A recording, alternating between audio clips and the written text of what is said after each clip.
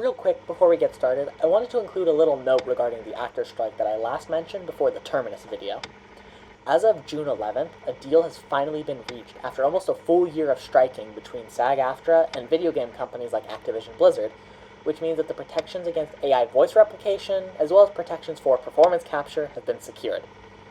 Obviously, we've had several actors who have walked away from Black Ops 6 because of this strike, including Zeke Alton and Julie Nathanson. So while the return to the franchise is unclear and potentially not even possible, I want to congratulate everyone involved with SAG and the strike for standing up for what they believed in and getting the necessary protections against unwanted AI replication. Anyways, on to the review.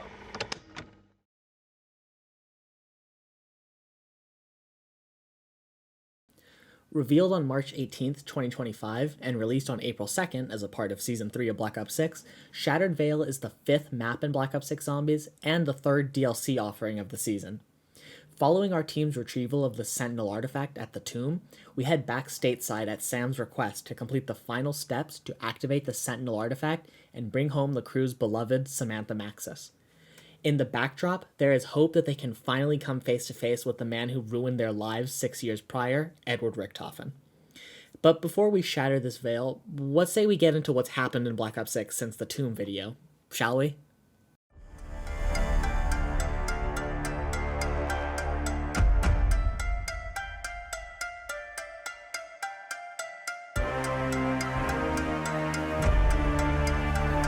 Alrighty, so this time around, since not much time has elapsed since the last video and this one, this recap shouldn't be too long. But starting off, as always, let's cover the weapons that have been added. So with Season 4, Treyarch has added 3 new weapons as well as 2 new attachments. Starting off, we have the return of both the FFAR-1 assault rifle and the LC-10 submachine gun as a part of the Season 4 Battle Pass. And then we have the Essex Model 7 marksman rifle as a reward for the Ballerina event. Zombies fans will remember the Essex as that piece of dog shit that was a starting weapon as well as a wall weapon on all Black Ops 4 Zombies maps. And as for attachments, within the Season 4 Battle Pass, we were given the G-Grip, which can be used on all assault rifles as well as SMGs, minus the PP919. And then finally, to round out the list, the Strider 22 3-round burst mod as a reward for the Rivals event. On top of all the weapons that were added, Treyarch also added a new support streak, ammo mod, as well as 3 new Gobblegums. Starting with the support streak, we have the return of the Grim Reaper, which fans of the original Black Ops will remember as a score streak or one of the last guns in the gun game rotation. This high-powered, quad-barreled launcher features 12 total shots that are insane for wiping out a horde. After that, we have the return of Shatterblast. Originally introduced in Cold War Season 2, Shatterblast's main function, when activated, is to trigger a small explosion that targets any and all armor on enemies in the vicinity of that explosion.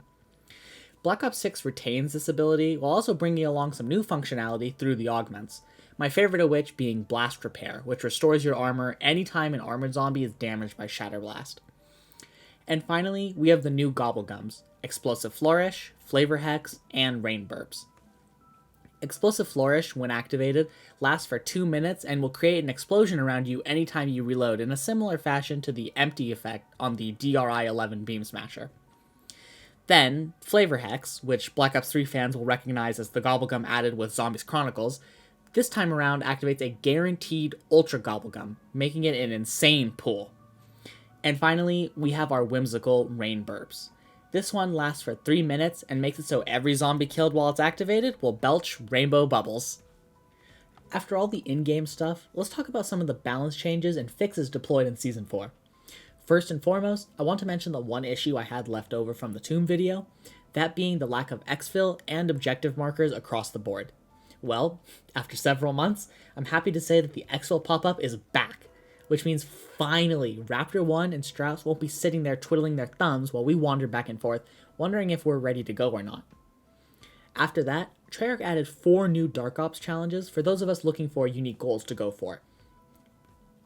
Then, both pistols and marksman rifles got some pretty good buffs to damage, as well as ammo counts, which were much needed to keep these classes viable against everything else in the game.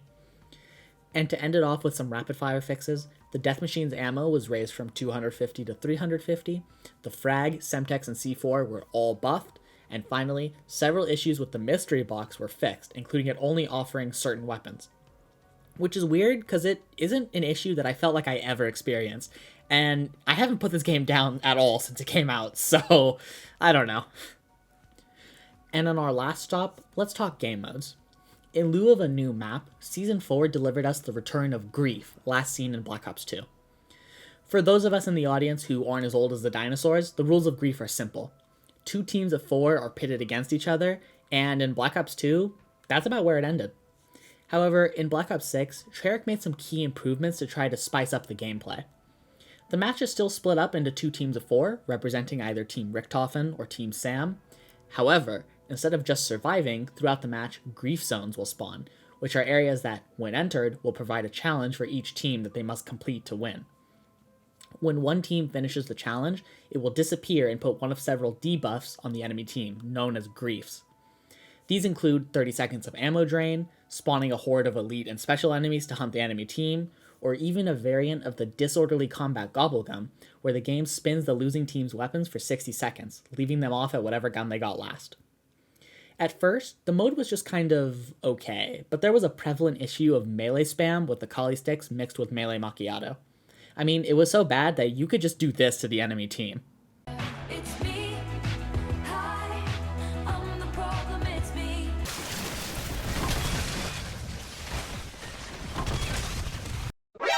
NANI?! Prank him, John.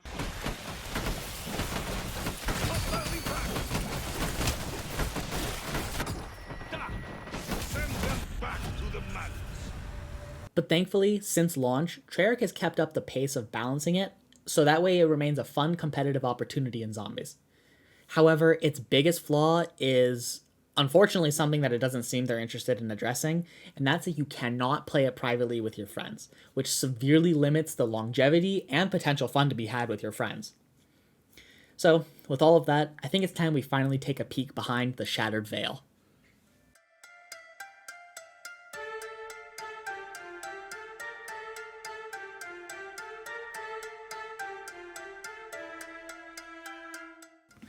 Now that we're here in the good, let's kick this off with the intro cutscene. Alright, bro. Once I could stomach, but a second time? Really? You can't keep getting away with it! You can't keep getting away with it! Oh well, let's keep going, I guess. On to the spawn sequence. After touching down, the crew finds themselves a ways away from the mansion, and Sam and either Ravenov or our glorious Dr. William Peck will welcome us back to the United States. Before moving on, however, if you turn around immediately, look back down the hill, you can actually see little old Liberty Falls in the distance, mirroring how, in certain aerial streaks on Liberty Falls, you could see the mansion. Ain't it crazy how far we've come from that little experience? Anyways, upon traveling up the hill, the paths diverge to Speed Cola and Quick Revive. The left path will take you through the grounds conservatory and past Second Chance, and the right path will move through Shem's Henge and by Speed Kohler. The paths relink at the motor court, and you will finally be able to fully take in the exterior of the mansion. Moving inside, the music swells, and you come face to face with an imposing skeleton of a T-Rex, which we saw very briefly in the Liberty Falls intro. This is Richthofen's Sanctuary, and the heart of Project Janus's research over the last 6 years. Shuffling past Juggernog, the map once again splits into 2 paths, this time around through either the nursery and adjoining bedrooms or the library. To the right, you pass through the East Foyer, which features Stamina Up, as well as the mansion's library/study area, and onto the east balcony with Elemental Pop.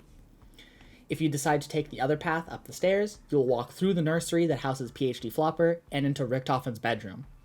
They actually took a lot of care to make sure that Richthofen's room was as close to the one we see in the Liberty Falls intro, even going as far to include the Wonder Waffle weapon stand, as well as his array of monitors, which is nice attention to detail. Both pathways reconnect at the rear pathway that features Double Tap Root Beer's newly designed perk machine.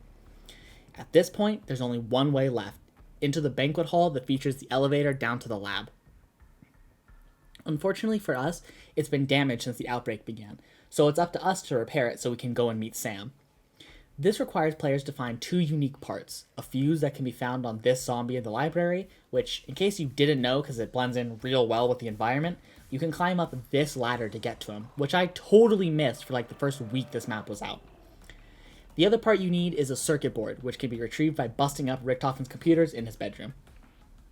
When both parts are retrieved, you can go to the rear of the elevator and repair the electronics, and you'll be able to call it up to your floor. However, it's been filled to the brim with zombies, so when those elevator doors open up, get ready to open fire and wipe them all out.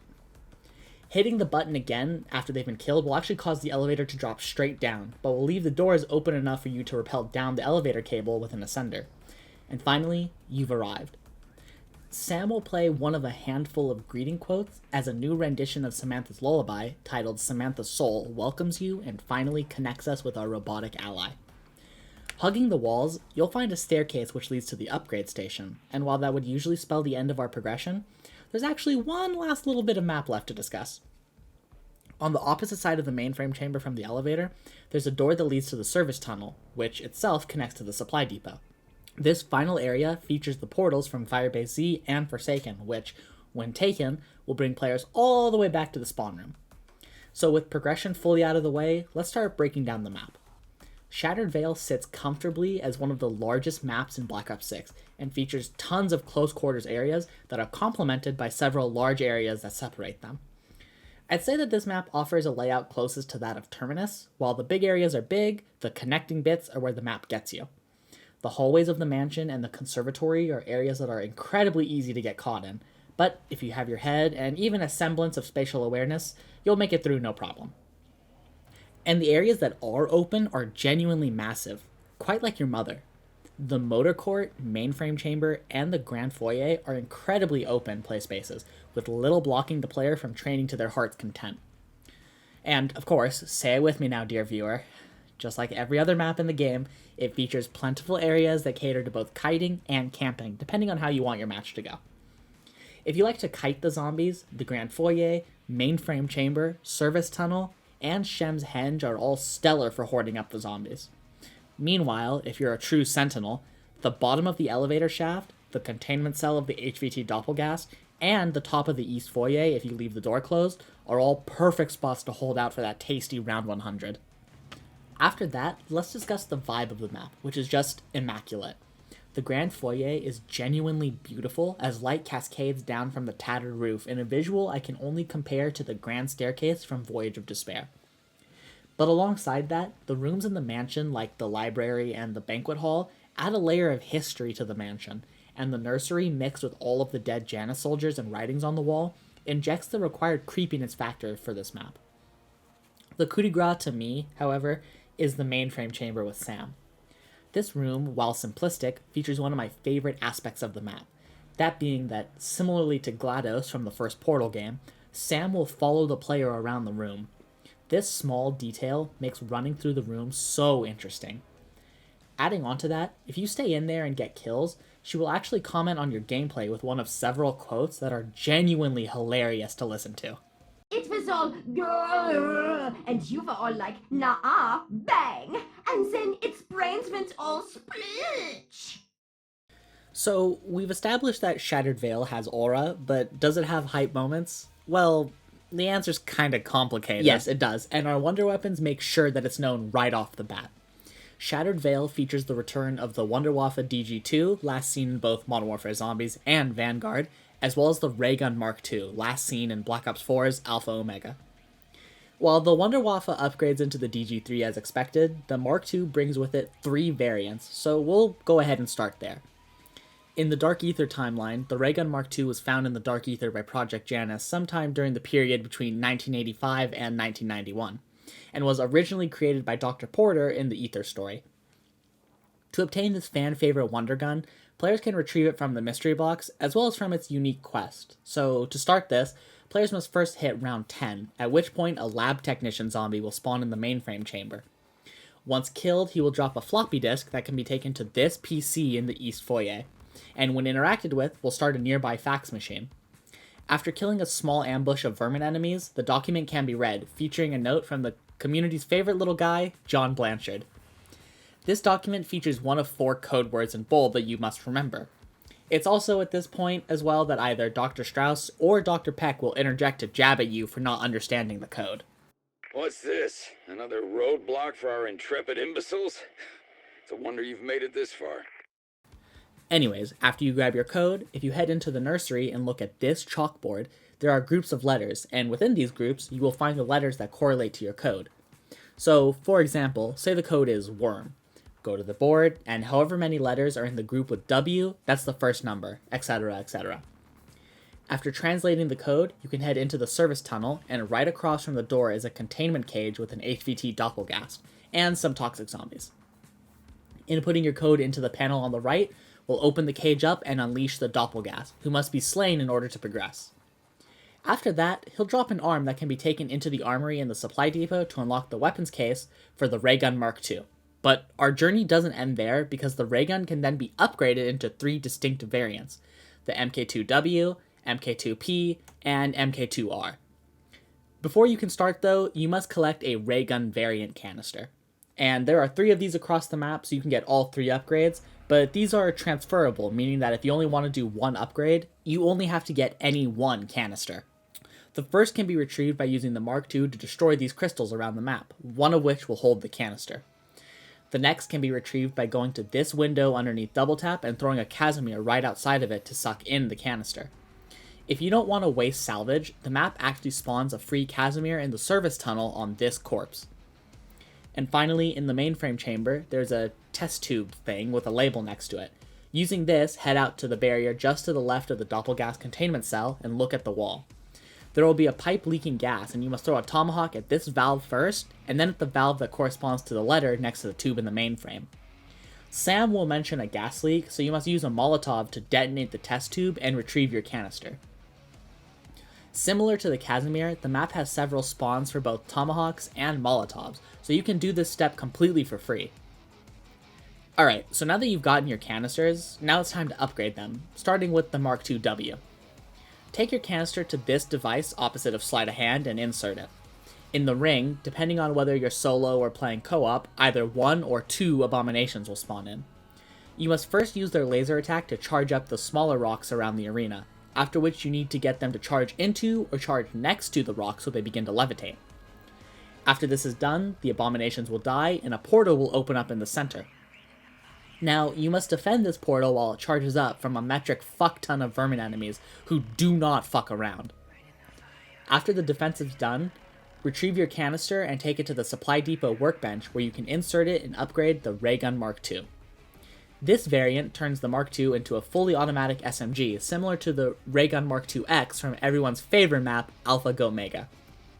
While it has a slightly slower fire rate than the MK2X, the MK2W is no pushover. Even unupgraded, it's a powerhouse, able to easily nay-nay anything on the field. However, where it differs from the X is when it's thrown into Willard's projector. Instead of becoming dual-wield and ruining it, the Mark II-W becomes the Mark II Wraithfire, aptly named after the single best piece of equipment from Black Ops 4. You doing this? Look, I'm beating his ass. Are you doing this? Is this you? Or am I just playing the easiest fucking game I've ever seen?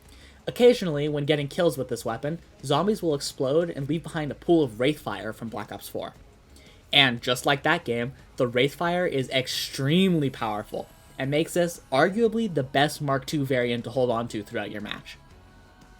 Moving on, let's discuss the next variant, the Mark II-P.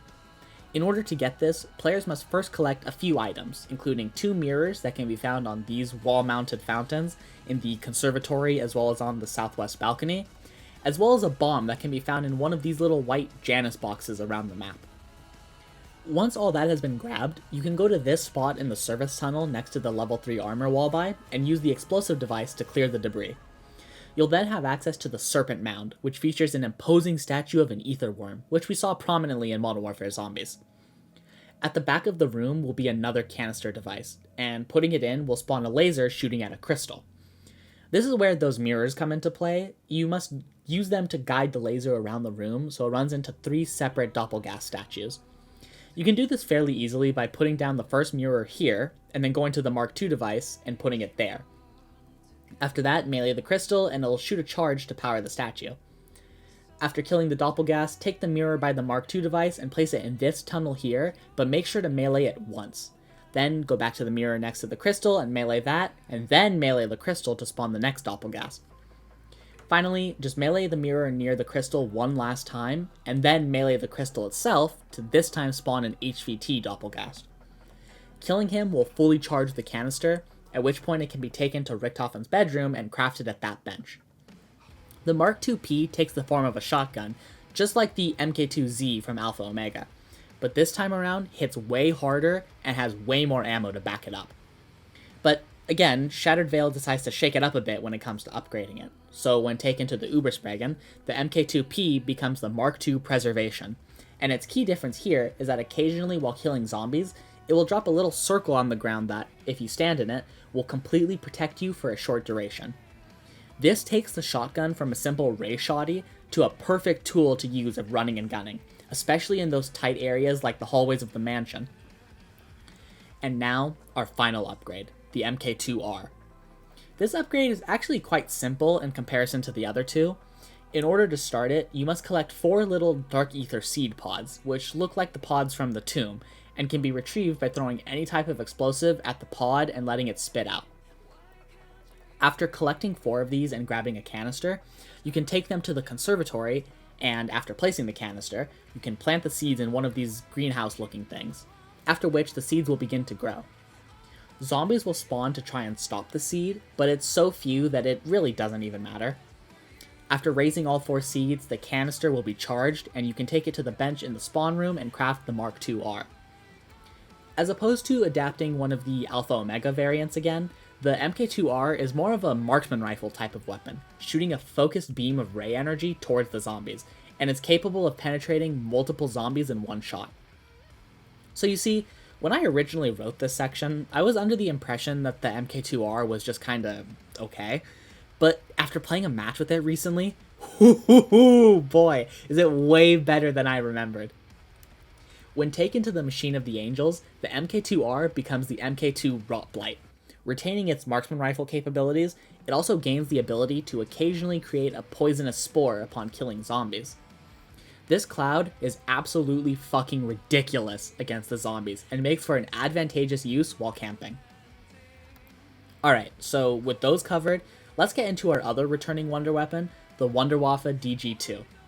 For anyone who didn't play Van Goated, the Wunderwaffe DG2 in the Dark Ether story was built by Dr. Strauss while he worked under Dr. Vogel at Project Endstation, and was sent to Wolfram von List at the Shinonuma facility because Die Wahrheit are a bunch of fuck-ups. So while you can get the DG2 from the box, I find its unlock quest to be fun to do and really easy after getting the Mark II.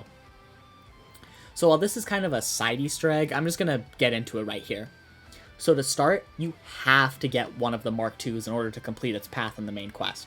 So regardless of what ray gun you want to do, complete its path in the quest, and after you finish its corresponding ritual, a pile of clothes will show up under the kid's bed in the nursery. Shooting it will make it disappear, and a glowing purple item will spawn on the eastern balcony. Shooting it will cause it to levitate up in the air, and items will begin spinning around it rapidly. You must destroy these defenses in order to damage the item. After doing this twice, it will disappear in purple smoke and move to the spawn room. If you fail to break the object, you will have to progress to the next round in order to try again. However, if you want a surefire way to break it every time, use the PAPT GS45s or the Goblin with the rocket conversion, as even though it's hovering above the ground, both weapons' blast radius is wide enough to hit every object at the same time. Once in the spawn room, look out to the cliff sides for the glowing basketball and repeat the process. If done correctly, the last item spawn in the grand foyer. Destroying it at this third location will move the Wisp to the bottom of the elevator shaft in the mainframe chamber. Shooting the Wisp will then drop the Wunderwaffe DG2 in the exact same spot it was left in during the Liberty Falls intro, which is a nice bit of continuity that Treyarch did not have to keep up with, but they did. While this version of the waffle is hardly different than its 2 more recent counterparts, there's something about the one in Shattered Veil that makes me love it so much. Truly the hypest moments with the most aura. So, with waffle weapons covered, let's get into our new enemies on this map, and I'm happy to announce that Shattered Veil is easily the calmest Black Ops 6 map with the least amount of special enemies, with a catch. But first, let's talk about our new baddies. Shattered Veil features the return of an old enemy, as well as a new-ish enemy type. Starting with the Elder Disciple. While Cold War veterans will recognize this guy as the rat bastard who buffs zombies first introduced in Mauer der Toten, the Elder Disciple is that guy's big bro. Essentially, the Elder Disciple forsakes almost all means of directly attacking the player, minus a shockwave attack that lightly stuns you, in favor of completely buffing zombies. The Elder Disciple, when he spawns in, will first summon a horde of empowered zombies, which are faster and stronger than your average meat sack. At this point, instead of buffing the zombies even more, he will focus on speeding up one of his thralls' evolutionary process. So if there's a parasite floating around, he will beam to that enemy and force it to evolve into a doppelgast. Thankfully, this can be stopped by either damaging the disciple or killing the enemy he is locked onto. But if you're in a crowded area and unable to kill his target, be prepared to be rushed by an enemy you didn't expect. I love this change to the Disciple, because his life drain ability could become a bit problematic if you were surrounded, and instead of getting rid of this little pest, they made his problem-causing tendencies revolve around creating new enemies. Also, their design is simply fantastic.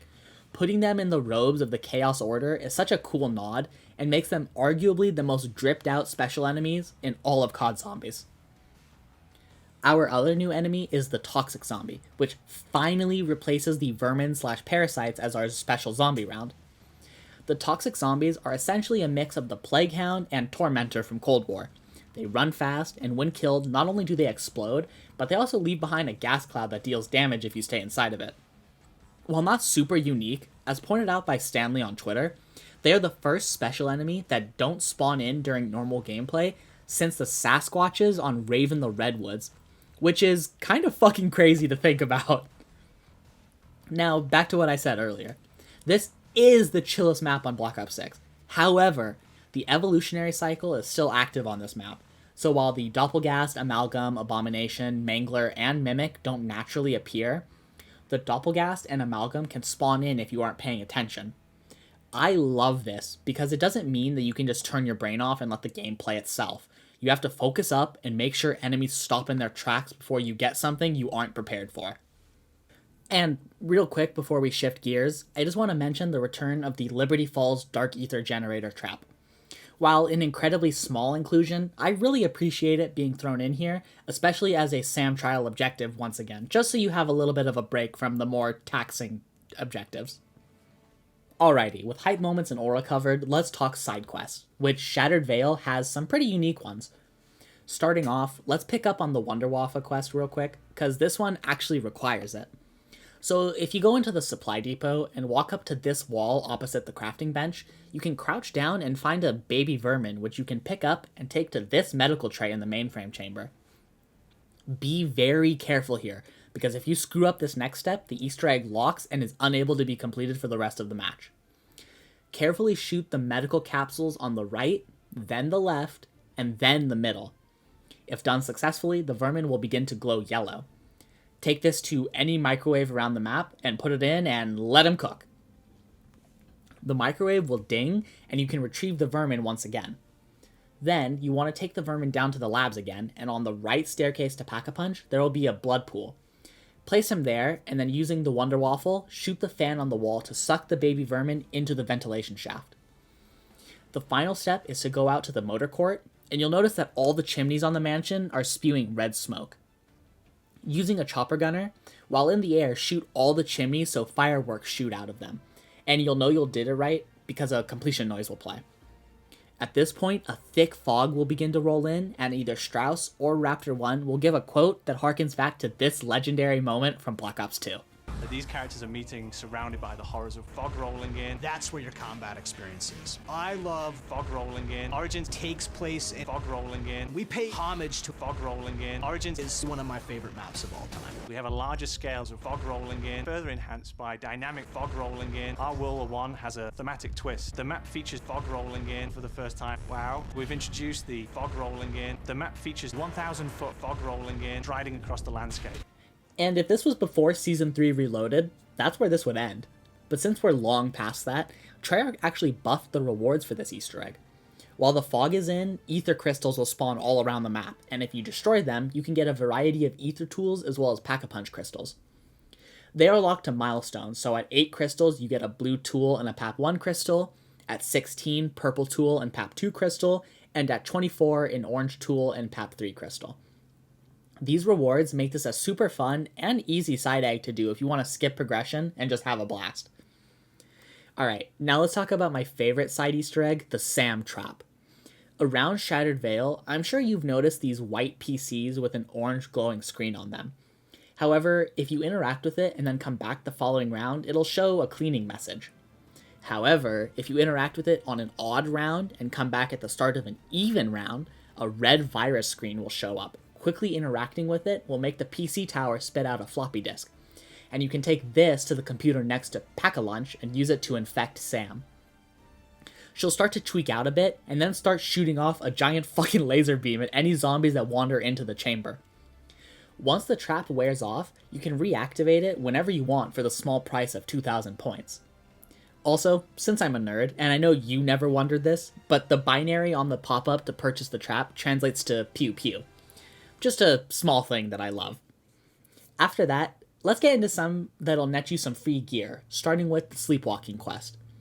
On round 11, if you go up to this grandfather clock, you can set the time, and at the start of round 12, it will begin to chime. This sound beckons you to Richtofen's bed, and if you dive in while it's chiming, you'll take a little nappy nap. When you wake up, the zombies around you will be super eepy, so be sure to crouch walk. Ahead of you, ghostly footprints will lead you to an outbreak chest, which is locked. Along your path, there will be an armored zombie who holds the key, which you can actually pickpocket off of him if you're sneaky enough before you get to the chest, so you don't lose out on the rewards. Opening up the chest, you'll get an assortment of loot, including sometimes perks, ammo mods, pap crystals, the whole shebang. And our other loot-based quest is a small jump scare. On round 13, and only past round 13, if you equip a thermal scope on your weapon and look at the windows on the mansion, you'll have a chance to see a strange apparition with red eyes.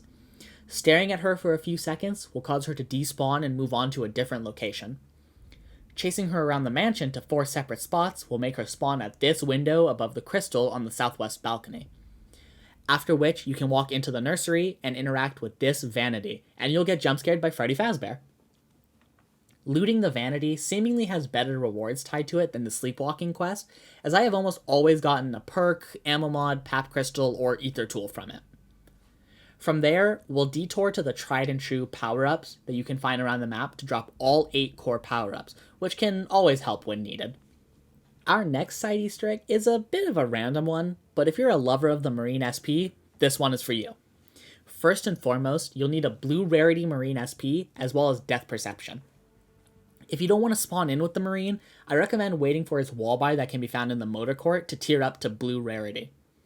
If you come into the banquet hall, you'll notice these deer heads and a shotgun mount that has the outline of the blue rarity shotgun. Placing it on this plaque, the eyes will start glowing and the symbol of a field upgrade will spew out. You must equip this field upgrade and get kills to charge up the heads. When done successfully, a mangler and some parasites will spawn in and must be killed in the time allotted. If done correctly, your shotgun will be able to be claimed again, and this time it will be purple rarity and have a new ammo mod attached. But that's not where this ends. If you flip the round, you can place the shotgun back on the pedestal and redo the process. Once you've gotten enough kills with your field upgrade, 2 manglers will spawn, and once killed, your shotgun will now be orange rarity. But don't get antsy now, there's more. Flip the round and place the shotgun back down, do the thing, and now an amalgam and 2 manglers will spawn. After vanquishing them, your gun will now be orange rarity pap 1. To save myself some trouble and you some watch time, you can continue to do this until the gun hits full pack-a-punch, if you so choose. Why you would want to? Who knows. One of the final side quests I'll be talking about is the Donut Easter egg. Around the map, there are 6 pieces of Mr. Peaks that you can pick up, and once collected, you can take them to this doghouse and put him back together.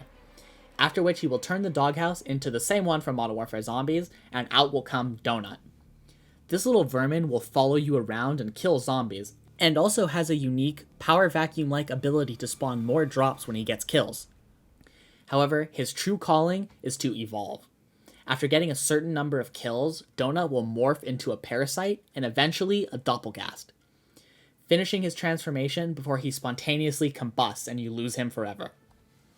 And the final thing to mention is the return of the armory. In the supply depot, there's a door marked with the Project Janus logo, and inside are the armory weapon lockers just like Terminus, which I am so glad to have back. While there are more side Easter eggs that I didn't mention here, some of them are more relevant to the main quest, so without further ado, let's jump into that. Taking place just a few days, hours after the tomb, our timeline is kind of messy, but it hasn't been that long. The team finally arrives in Liberty Falls, West Virginia at Sam Colton Hall. The history of the mansion is shrouded in mystery, and before Richtofen and Project Janus moved in, it was chronicled by a PhD student named Tammy Lundberg in 1979. Through her own records request, she learns that at first, the grounds were home to a Native American population who were pushed out by Josiah Shem in 1770. Following that, Shem garnered a cult that built the house and eventually all disappeared in 1810. Following that, in 1815, a descendant of a president is gifted the house, and from there, it gets a bit murky. Over those next 100 years, the house is pawed at, most notably by a steel tycoon who was murdered by an angry mob over a labor dispute. We finally get more named history in the 1920s when a bootlegger named Fats Malloy purchased the house and installed a hidden distillery during the Prohibition era. While Malloy was eventually killed by the government in 1923, the house's next owner, Sam Colton, would own it until his death in the mid-1970s after he was killed by the widow of an employee of his involved in a nuclear plant accident. And that brings us to now. Project Janus happened upon the house at some point after the events of Cold War, at which point they began to retrofit the house to fit their needs. That includes adding an underground lab to house the main processing unit of the Synaptic Algorithm Module. So, with the history lesson over, let's catch back up with our crew. As they touch down, Sam welcomes them to the United States and calls them to find her in the mainframe chamber beneath the house so they can complete the necessary steps to charge up the Sentinel artifact. The crew at this point is left asking themselves the hard-hitting questions. Should they even bring Maxis back? What would guarantee that this version of Maxis is the one that they remember? And most importantly, what the fuck happened at the mansion and where did Richtofen go? Sam calms their fears and tells them that this plan is sure to work and they will see Agent Maxis again soon. After repairing the elevator, we come face to faceplate with Sam. The crew discovers the Raygun Mark II, which was discovered in the Dark Ether by Project Janus. After retrieving the conversion kits for the Mark II, Sam tells the crew that they can use those ray guns to open Colton Hall's liminal spaces, pockets of space-time that have been fractured but are able to be entered.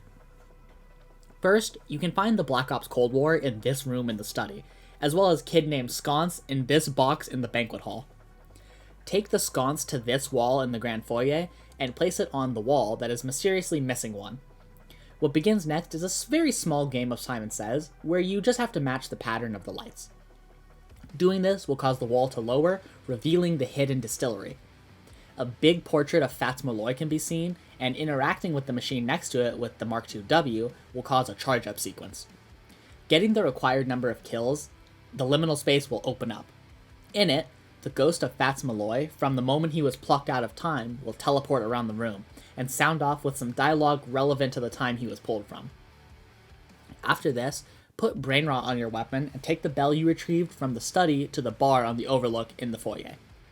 Brain rot a zombie and then ring the bell, after which he will hop over the bar, pick up Malloy's hip flask, take a swig, and fucking die from drinking whatever rancid shit was probably in there.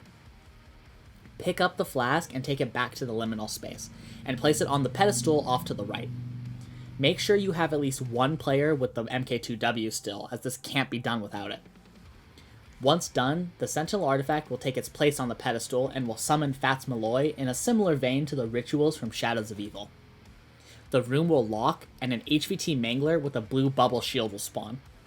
You must use the MK2W to break the shield so you can damage and eventually kill the Mangler. This will charge the Sentinel artifact partially and open the door for you to leave. As you escape, Director Edward Richtofen will come on the comms, urging the crew that while they may not trust him, they need to stop in their tracks so that Sam does not win. The crew has a variety of reactions, but resolves to continue as they trust Sam more than they do Richtofen. Moving on, there's a portrait of Sam Colton in the library, so take the MK2R and repeat the previous process. Once open, the liminal space of the library will be able to be entered. Now, you must use Ether Shroud to find 3 separate objects hidden in the east wing of the mansion. And here is where one of those side Easter eggs that I neglected to mention earlier comes into play. If you didn't start the match with Ether Shroud and switch to it mid-game, and you need a charge to do this step, there will be a small canister of Ether Shroud somewhere in the mainframe chamber that will automatically refill your field upgrade. So, once you have a charge, what you're looking for is an ID badge, a notebook, and a tape recorder. These items will always be in the same kind of location. 2 can be found on a desk, and the other in a fireplace. So I personally recommend starting in the banquet hall to check this fireplace, then moving into the study, at which point your Ether Shroud should run out. Then fill it up or use the aforementioned canister, and then move into the east foyer and up into the overlook by the bar mentioned in the previous step. Also, if you are in the room with an object but your Ether Shroud runs out, you can still pick it up for a short window after the field upgrade is out. After this, in the library, 3 glowing books can be found and must be interacted with in the correct order. Doing this will open a secret compartment that has a failed nuclear plant inspection related to Sam Colton. This time, the ritual in the library will spawn an HVT amalgam, which you must use the MK2R to break his shield and kill. When finished, Richtofen will once again come on comms and try to urge the team to stop helping Sam. Our final liminal space is in the banquet hall, featuring the original owner of the mansion, Josiah Shem. For this, you must use the MK2P, and once in the liminal space, there is a red bottle of wine you must take.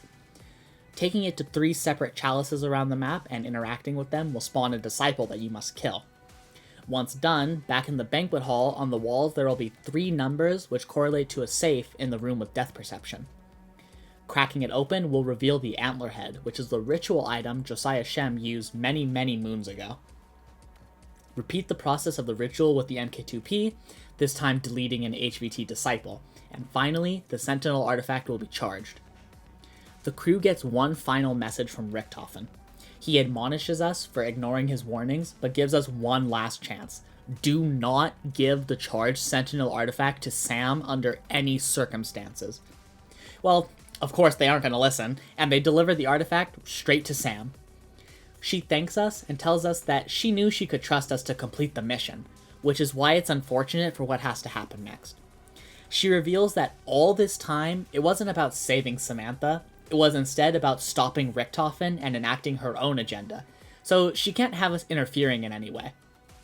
She teleports us into a liminal space, and the confrontation that has been building since before 1983 is finally upon us. Weaver and Co. teleport into a smaller version of Richtofen's room, and Weaver approaches him with his Mark II drawn. At this point, Richtofen drops the bomb on Weaver and the crew. A decade ago, while living a peaceful life, Richtofen and his family were attacked on a botched CIA-backed mission perpetrated by a German woman and her one-eyed accomplice. Weaver realizes that everything that has happened to them, from their recruitment to Requiem to their imprisonment, is because of this one single event. While this isn't news to us as the audience, you can tell that this hit Weaver like a sack of bricks, and his entire mission and worldview has been shaken to its very core. At this point, Richtofen just lays into Weaver. He tells him that all of his work has been to revive and bring back Mary and Samuel, his wife and son. Thankfully, Richtofen has been holding on to the device that Josiah Shem used when he shattered space-time, and he offers Weaver a choice. Use his weapon to kill him and be forever stuck in the space while Sam runs off with the Sentinel artifact, or use it to power the device and escape with Richtofen so they can stop her. Weaver obviously chooses the latter, and with the Mark II, the team breaks out of the liminal space. As the crew rushes out of the foyer, residual temporal energy begins to formulate on the T-Rex in there, and our boss for this map becomes clear as day. Richtofen and Weaver skedaddle. as the Z-Rex charges out of the mansion, forcing us to rush into a nearby car in the motor court, which the Z-Rex uses as a fucking chew toy before throwing us into a nearby ravine. Richthofen lands on a rock formation just above the fight as the crew readies themselves for what's to come. Scored to a new track by Tori Letzler, aptly named Z-Rex, the crew must bring down the apex predator. This boss fight is fucking amazing. The Z-Rex is genuinely imposing and can get downright aggressive as he chases you around the map. In order to damage the Z-Rex, just fucking shoot the thing. But if you want that good damage, aim for its chest cavity when glowing for that sweet, sweet critical damage. Once you hit a certain threshold, the Z-Rex will jump on the cliff above and spew toxic clouds in certain areas, limiting your movement while you must survive an onslaught of zombies while you await its return to the fight.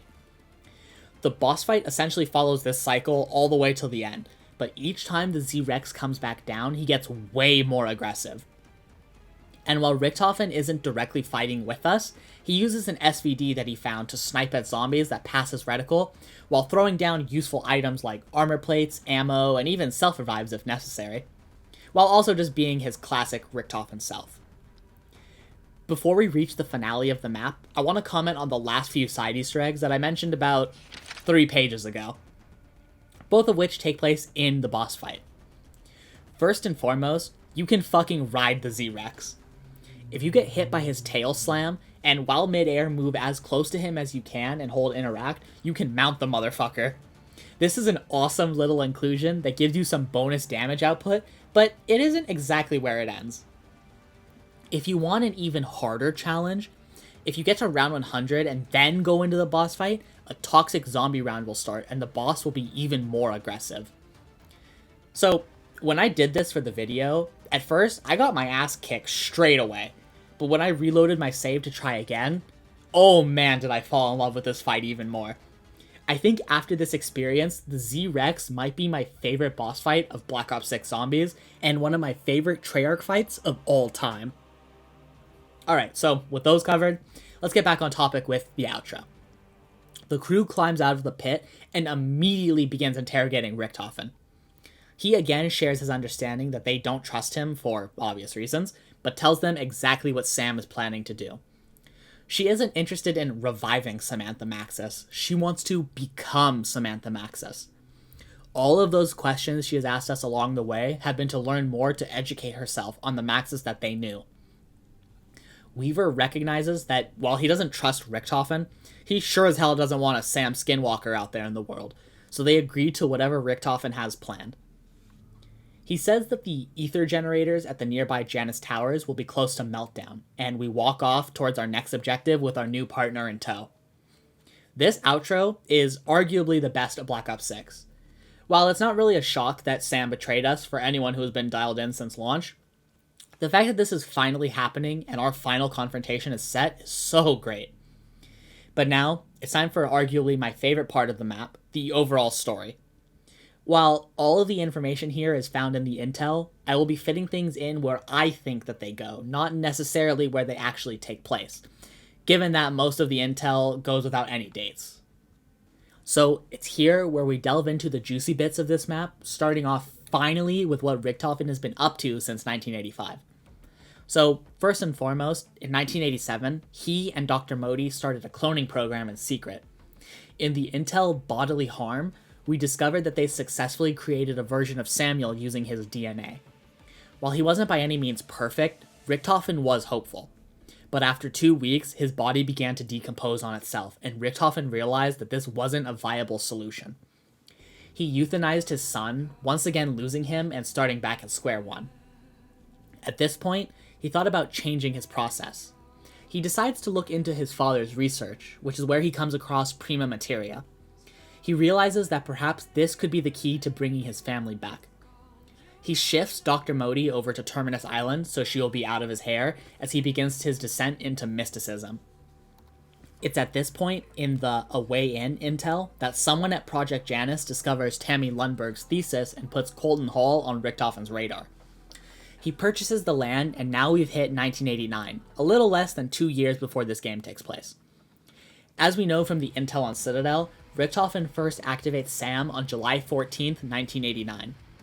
He uses Sam essentially as a research assistant to try and discover the key to his conundrum.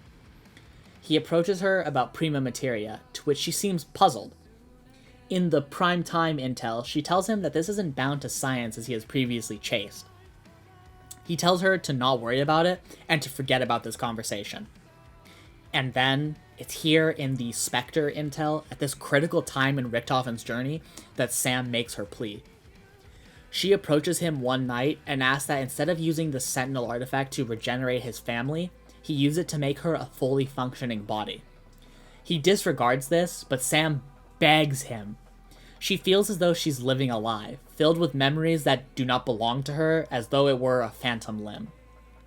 This denial is ultimately what drives Sam to put her plan into motion. The direction here is simply fantastic, and the voice acting by new Sam is genuinely heartbreaking. You can feel the sadness and longing for something more than she is. So even though she started out rough, she absolutely nailed the role here.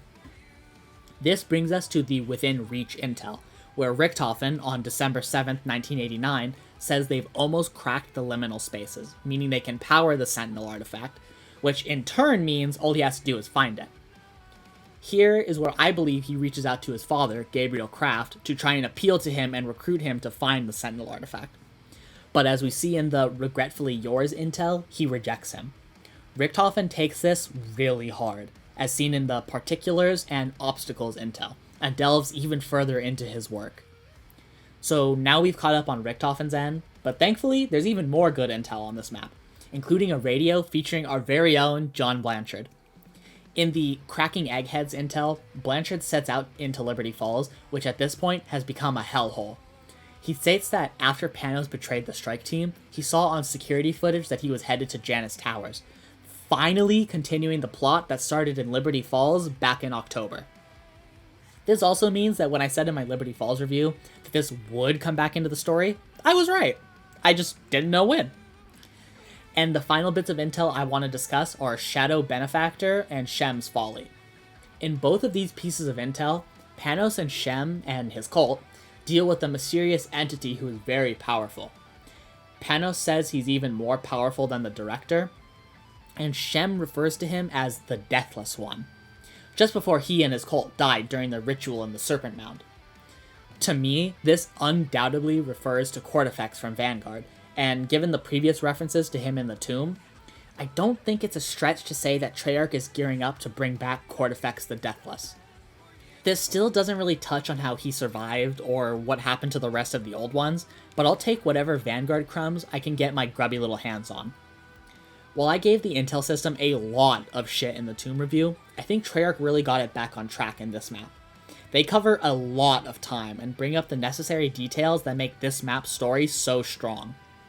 Again, just have to say the plot here with Sam and Richtofen is fantastic, and I really enjoy this struggle that they have brought upon themselves.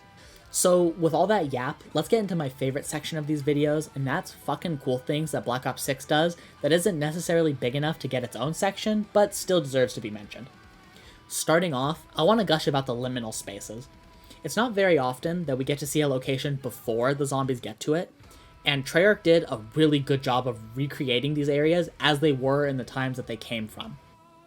I really enjoyed the distillery set piece and think it's such a unique way to tackle time travel in a story without any of that.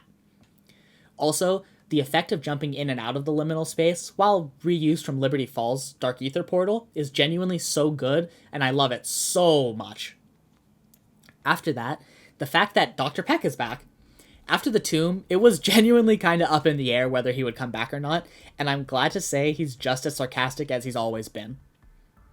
Then, we have the fact that if you continue playing the game after the main quest, both the T-Rex and Sam will be completely gone, which is an incredible piece of continuity that they absolutely did not have to do.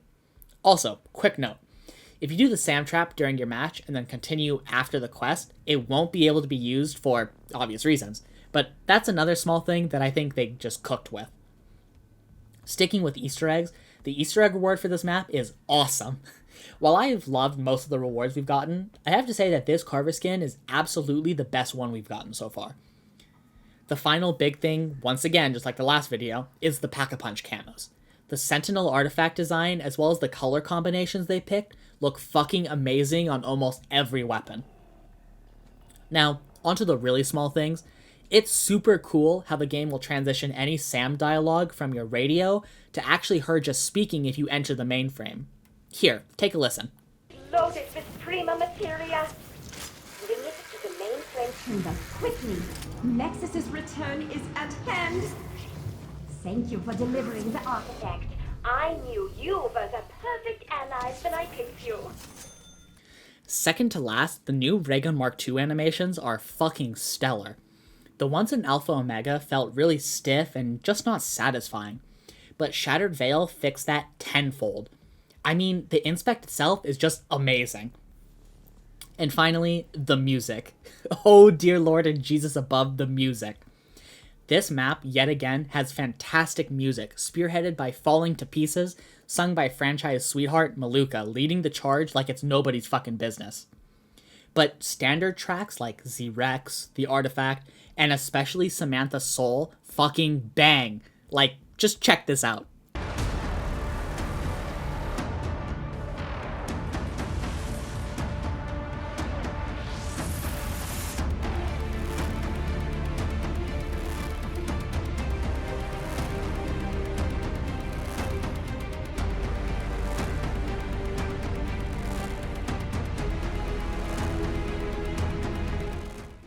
Alrighty, now that we're here, I'm equal parts happy to say that we won't be here very long, but also sad because as someone who wants to not just endlessly glaze this game or map, I don't have very much bad to say. Now, in all my reviews, the bad section has always been significantly shorter than the good, but this time around, I genuinely had a hard time coming up with things I didn't really like on this map. But that doesn't mean I was unsuccessful, so starting off, we have the lack of meaningful side Easter eggs on the map. The tomb really knocked it out of the park with the inclusion of golden armor, and I can't be the only person who expected them to follow it up incredibly strong, but they just really didn't.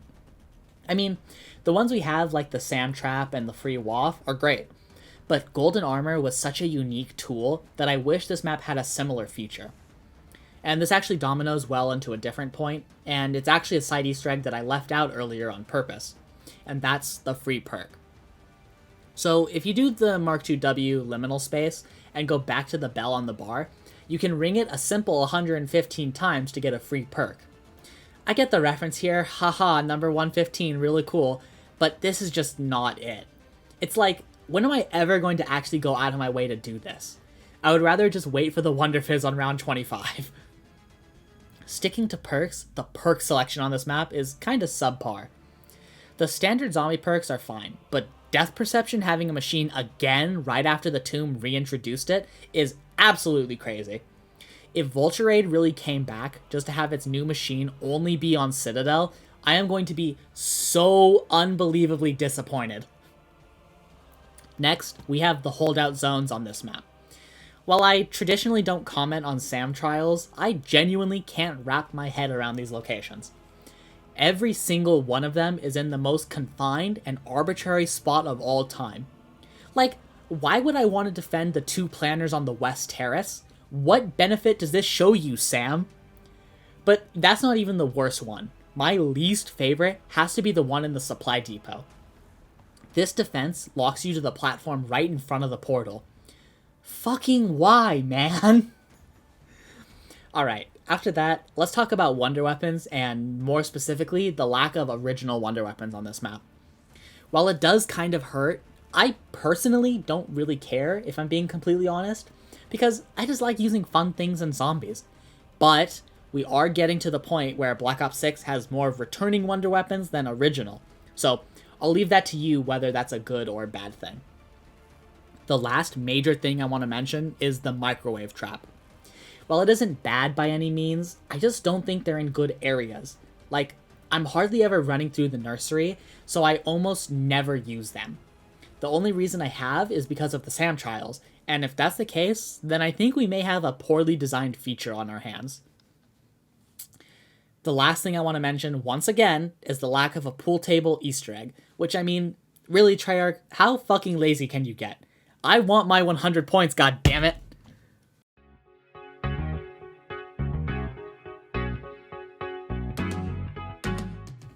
And so, we've finally arrived at the end of yet another Big Sam review. Shattered Veil fucking skyrocketed to my favorite map of Black Ops 6 not too long after launch. Its story is fantastic, its layout is amazing, it's got an incredible Easter egg with fun wonder weapons to boot, genuinely nothing to truly hate here. It may miss the mark on side quests, but it totally makes up for it everywhere else.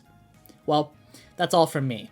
Once again, thank you so much for following me along on this journey as we traverse this DLC cycle, and while we still have some time to go before our final adventure drops in Season 5, it'll be here before you know it, and I can't wait to do this again when it does. Have a wonderful rest of your day wherever or whenever you are when you see this. Take care, everyone.